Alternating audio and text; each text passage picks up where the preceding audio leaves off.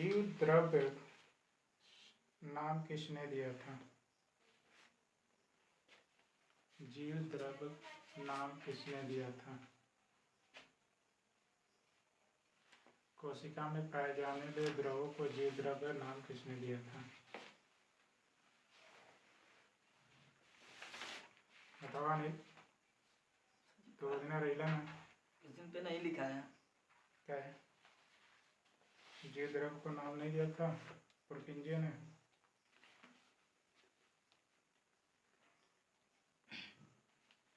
जीवन की मूलभूत इकाई है, यह सिद्धांत किसने दिया था?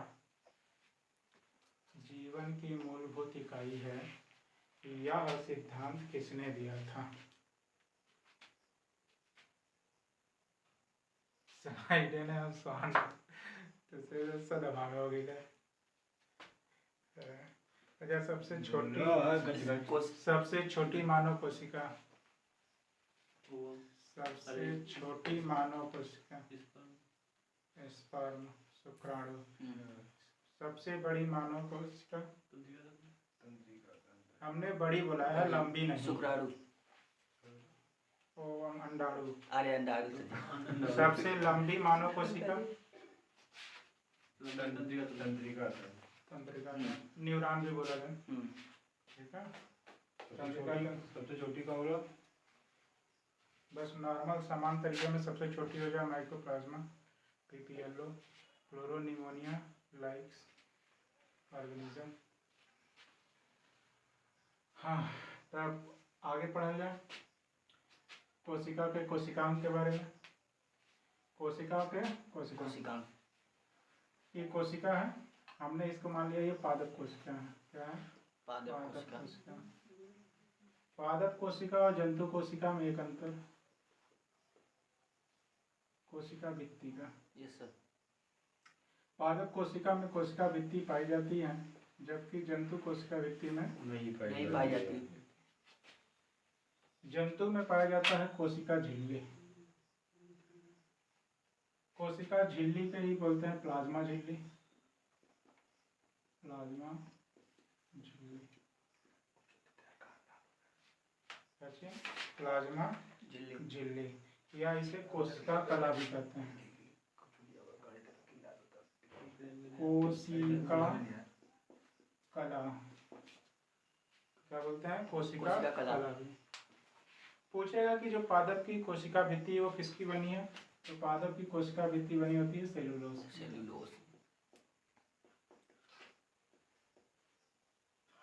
अगर सेलुलोज को और डिफाइन करना हो तो नीट की तैयारी करिएगा, एनटीपीसी में थोड़ा डिटेल में सेलुलोज को। हाँ, तो बता तो रहे हैं, एनटीपीसी में बस इतना पूछिए, सेलुलोज के बारे में पढ़ेगा तो फिर नीट की तैयारी करो, फिर एमएससी बीएससी करो। हाँ, अब आता है कि इस कोशिका का, ये प्लाज्मा झिल्ली हो गई, ये कोशिका भित्ति हो गई, इसके अंदर द्रव्य पाया जाएगा। इस द्रव्य को कोशिका द्रव्य कहेंगे, जीव द्रव्य बोलेंगे, जीव द्रव्य कहेंगे। जीव द्रव्य दो प्रकार का होता है, एक केंद्रक में पाए जाने वाले द्रव्य को केंद्रक द्रव्य कहते हैं, कोशिका में पाए जाने वाले जीव द्रव्य को कोशिका द्रव्य। ये कोशिका का केंद्रक भाग है जिसको नाभिक भी कहते हैं, और इसमें माइटोकॉन्ड्रिया, गोल्गी कार है और लवक है, ये सब और भी कोशिकांग हैं, उसको नेक्स्ट भाग में देखेंगे। कोशिका की सबसे बड़ा कोशिकांग कौन सा है? तो केंद्रक है, इसको नाभिक भी कहते हैं। नाभिक, न्यूक्लियस, ठीक है, हिंदी में नाभिक कहते हैं, इंग्लिश में न्यूक्लियस। अब इस केंद्रक का कार्य क्या है? केंद्रक के बाहर भी झिल्ली पाई जाती है, केंद्रक झिल्ली। तो अब आता है कि केंद्रक की खोज कौन किया था? तो सबसे पहले केंद्रक की खोज किया था रॉबर्ट ब्राउन। कब किया था? 1831 में। अब आता है कि कोशिका में केंद्रक का कार्य क्या है? तो केंद्रक का कार्य है कि कोशिका को नियमित और नियंत्रण करना। कि कोशिका कंट्रोलिंग पावर किसके हाथ में है? केंद्रक के। और यह सबसे बड़ा अंग है कोशिका का। Yes sir. कोशिका का सबसे बड़ा कोशिका कौन सा है?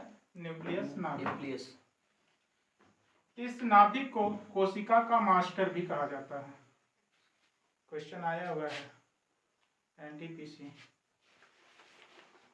एलपी में आया हुआ क्वेश्चन है। अब इसमें आता है कि केंद्रक में डीएनए का पुनरावृत्ति होता है, मतलब डीएनए बनता रहता है। इसमें अनुलेखन होता है। डीएनए का आरएनए में बदलना क्या कहलाता है? अनुलेखन। अनुलेखन डीएनए का आरएनए, आरएनए का बदलना, प्रोटीन में बदलना। केंद्रक में हमारा क्या होता है? गुणसूत्र उपस्थित होता है और केंद्रक हमारा क्या करता है? विभाजन करता है। ये है हमारा क्रोमोसोम, गुणसूत्र।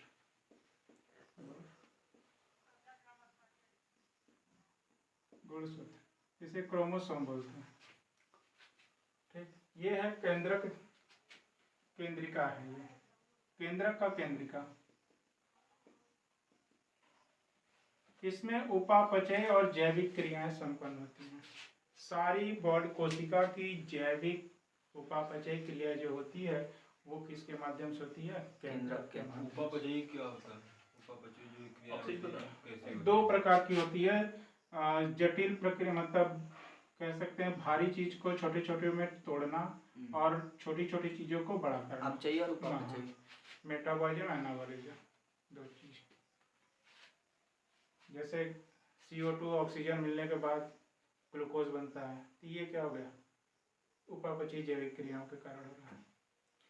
कंट्रोलिंग करता है कि कौन कैसे काम करना चाहिए, किसको क्या करना चाहिए, ये चीजें इसके अंतर्गत होती हैं।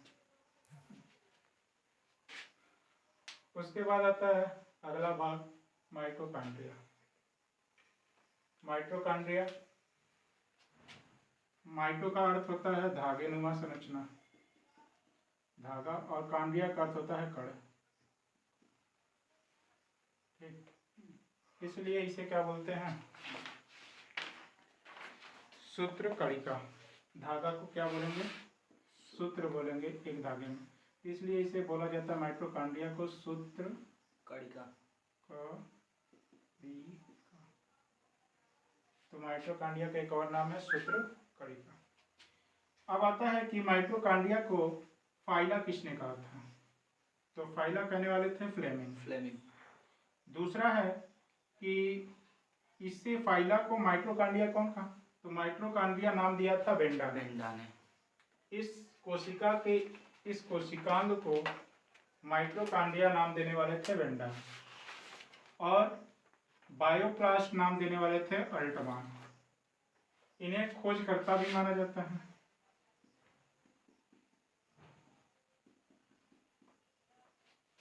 खोजकर्ता भी माना जाता है कि माइटोकॉन्ड्रिया की खोज कौन किया था? अल्टमान ने। इसमें वसा का उपापचय होता है, वसा का बनना टूटना कौन कंट्रोल करता है? माइटोकॉन्ड्रिया। शुक्राणुओं की गति के लिए ऊर्जा देता कौन है? माइटोकॉन्ड्रिया। हमारे स्पर्म को आगे बढ़ने के लिए ऊर्जा कहाँ से मिलती है? माइटोकॉन्ड्रिया से। अब इसमें आता है ऑक्सीकृत श्वसन की प्रक्रिया, कि भाई सांसें कैसे लेते हैं, सांस क्यों लें? तो एडीपी का एटीपी में परिवर्तन। तो हमारे माइटोकॉन्ड्रिया में एडिनोसिन डाइफॉस्फेट को एडिनोसिन ट्राइफॉस्फेट में बदलने का प्रक्रिया का क्या कहलाता है? ऑक्सीकृत श्वसन। ये माइटोकॉन्ड्रिया के अंतर्गत होता है। एडीपी का एटीपी में बदलना, ये क्रेब्स चक्र इलेक्ट्रॉन अभिगमन के कारण होता है। इसे एक और नाम से जाना जाता है, फास्फोरिलेटिंग नाम से जाना जाता है। फास्फोरिलेटिंग के नाम से जाना जाता है। उसके बाद आता है आगे कि माइटोकॉन्ड्रिया को बिजली घर या पावर हाउस या ऊर्जा की शक्ति केंद्र बोलते हैं, ऊर्जा का सिक्का भी बोलते हैं। तो ये माइटोकॉन्ड्रिया क्या करता है? पूरे कोशिका को एनर्जी देने का काम करता है। उसके बाद इसमें आता है कि कैल्शियम का संचरण का स्राव करता है। क्या करता है? स्राव करता है। पूछेगा सवाल कि कैल्शियम का संचरण कौन से कोशिकांग से होता है? तो कैल्शियम का संचरण किससे होता है? माइटोकॉन्ड्रिया से। कीटों की पेशियों का पर खोज कौन किया था? उसको कीटों की पेशियों में माइटोकॉन्ड्रिया की खोज कौन किया था? कोलिकर ने। कब किया था? 1880 में। कीटों की पेशियों में माइटोकॉन्ड्रिया की खोज करने वाले कौन थे? कोलिकर थे। अब आता है कि F1 और F0 कण ये कहाँ होते हैं? ये माइटोकॉन्ड्रिया में होते हैं। ये माइटोकॉन्ड्रिया के क्रिस्टी भाग पर होते हैं। कहाँ होते हैं? माइटोकॉन्ड्रिया में क्रिस्टी भाग, मतलब ये इस तरह की संरचनाएं होती हैं, तो उसको ये क्रिस्टी भाग, तो ये जो भागे हैं यही F0 F1 है। अब उसके बाद आता है कि माइटोकॉन्ड्रिया को अर्ध स्वायत्त कोशिकांग भी कहते हैं। क्यों कहते हैं? क्योंकि यह अपना आधा कार्य से ज्यादा खुद से कर लेता है, किसी के सहारे नहीं रहता, इसलिए अर्ध स्वायत्त कोशिकांग बोला गया। क्यों? क्योंकि इसके पास खुद का डीएनए और राइबोसोम्स है। जिसके पास खुद का डीएनए और राइबोसोम्स होता है वह अर्ध स्वायत्त कोशिकांग कहलाएगा। क्योंकि यह डीएनए टूटे गुणसूत्र अपना रखा है, राइबोसोम से प्रोटीन लेगा, एनर्जी खुद से है, तो ये पूरा आधा कार्य क्या कर लेता है, इसलिए इसे क्या बोलेंगे? अर्ध स्वायत्त कोशिकांग। अगर कहता है कि माइटोकॉन्ड्रिया अपना काम करना बंद कर दें, माइटोकॉन्ड्रिया अपना अगर काम करना बंद कर दे तो कौन सी प्रक्रिया रुक जाएगी? भोजन का ऑक्सीकरण। तो भोजन का ऑक्सीकरण होना बंद हो जाएगा, मतलब हम लोग जो भोजन करते हैं वो पचना बंद हो जाएगा। ये माइटोकॉन्ड्रिया का है। उसके बाद अगला टॉपिक है कोशिका के कवन अंतःप्रद्युति जालिका, एंडोप्लाज्मिक रेटिकुलम। इसकी खोज कौन किया था? पोर्टर ने किया था। कब किया था? 1945 में। की पोर्टर होगा ना? हाँ हो गया पोर्ट। यह संरचना में कैसी थी? यह नलिकाकार एवं थैलीनुमा संरचना होती है। ठीक है। यह केंद्रक कला से झिल्ली तक फैली थी। ये जो है ये केंद्रक कला से यहाँ से फैल के कहाँ तक जाती है? यहाँ तक। इसी में ये टूटती जाती है, जो कि कई दो कोशिकांगों का भी निर्माण करती है। उसके बाद आता है कि ईपीआर दो प्रकार की होती हैं। एक RER होती है, रफ एंडोप्लाज्मिक रेटिकुलम, खुरदरी अंतःप्रद्युति जालिका, और दूसरी होती है SER, स्मूथ एंडोप्लाज्मिक रेटिकुलम, मतलब मुलायम या चिकनी। तो हमारा जो खुरदुरा एंडोप्लाज्मिक रेटिकुलम है उसमें राइबोसोम्स उपस्थित होता है। अब जहाँ राइबोसोम्स होगा उसका काम प्रोटीन का निर्माण करना। तो खुरदरी एंडोप्लाज्मिक रेटिकुलम का काम क्या होता है? प्रोटीन का निर्माण। जो स्मूथ होता है वो उसमें राइबोसोम्स नहीं होता है, तो वो क्या करता है? वह वसा और ग्लाइकोजन का क्या करता है? संश्लेषण करता है इकट्ठा।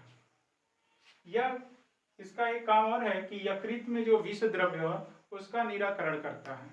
यकृत को विषकरण नहीं बनने देता। यकृत को जिसमें हानिकारक पदार्थ नहीं होता उसको सही करता है। ये कौन है? उसके बाद आता है कि यह अंतः कंकाल की भांति कार्य करता है। इसको एक स्ट्रक्चर की मजबूती देता है ताकि कोशिकाओं में मजबूती बना रहे और ताकि उसमें प्रत्यास्था, स्ट्रंगता और लचीलापन एक तरीके से। तो यहाँ दिया है प्रत्यास्था एवं लचीलापन। प्रत्यास्था एवं लचीलापन क्या है? इसको मूवमेंट, कठोरता, नरमता। इसके बाद इसमें ग्लाइकोप्रोटीन का निर्माण होता है। इसी के कारण ग्लाइकोप्रोटीन का निर्माण हो जाएगा SER में। उसके बाद अगला टॉपिक है लवक। ये चीज सिर्फ और केवल पादप में पाई जाती है, केवल पादप में, यह जंतु में नहीं पाई जाएगी।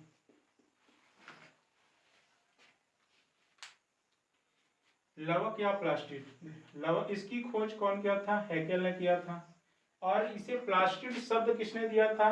AFW सिम्पर ने। कब दिया था? 1885 में। आगे आता है कि लवक को रंगों के आधार पे 3 प्रकार से बांटा गया था। पहला था हरित लवक। हरित लवक को क्लोरोप्लास्ट कहते हैं। इसमें हरे रंग होते हैं। यह प्रकाश संश्लेषण की क्रिया को क्या करता है, संपर्क। इसमें खुद का डीएनए, आरएनए और राइबोसोम्स होता है। यह दूसरा कोशिकांग है जो अर्धस्वायत्त कोशिकांग है, जिसके पास खुद का डीएनए और आरएनए और राइबोसोम्स है। ठीक, यह स्वतः जनन करता है। यह स्वयं अपने आप में जनन करके एक दूसरा लवक तैयार कर लेता है, हरित लवक। इसलिए इसे क्या बोला गया है, स्वतः जनन करने की प्रक्रिया किसमें होती है, हरित लवक में। उसके बाद दूसरा आता है लवक, वर्णिक लवक। वर्णिक लवक में क्या होता है, ये पादपों की ऊपरी भाग होती है। क्या होती है, ऊपरी भाग, जो कि रंगीन भाग होती है, फल, फूल, पत्ती। अवर्णिक लवक क्या होता है, ये रंगीन होता है, जो जमीनी स्तर, खाद संचय करना, जड़ भूमि तना, ये जमीन के अंदर, और जड़ भूमि तना का जो सफेद भाग हो जहाँ पे भोजनों का क्या होता है, संचय होता है, वो क्या होता है, अवर्णिक लवक। अगला है गोल्जी काय। गोल्जी काय की खोज कौन किया था, कैमिलो गोल्जी। कब किया था, 1898 में। गोल्जी काय का काम है वसा और प्रोटीन का बनाना।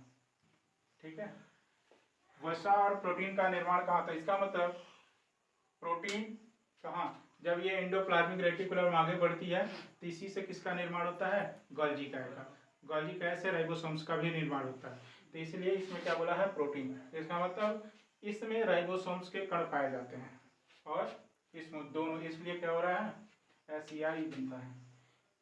अगर गोल्जी काय देखें तो जंतुओं में एक पाया जाएगा, कोशिका में गोल्जी काय जंतुओं के एक पाए जाएंगे, लेकिन पादपों में यही गोल्जी काय क्या होंगे, अनेक होंगे। मतलब उनकी संख्या क्या होगी, अधिक होगी, लेकिन जंतु में कितना होगा, केवल एक होगा। उसके बाद आता है कि गोल्जी काय हार्मोन्स, गोंद, रेजिन का क्या करती है, श्रवण करती है, और अपने अंदर से लार जैसी चीजें निकालती है, वही सब चीजें इसे गोंद और रेजिन कहते हैं। उसके बाद कोशिका भित्ति को पुनः निर्माण करने में ये सहायता करता है। अगर कोशिका भित्ति ये है तो कोशिका भित्ति के निर्माण में कौन सा कोशिकांग भाग लेता है, तो गोल्जी काय है।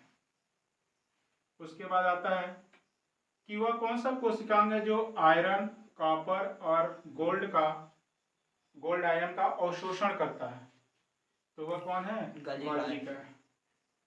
उसके बाद आता है शुक्राणुओं के अग्रपिंडक का निर्माण।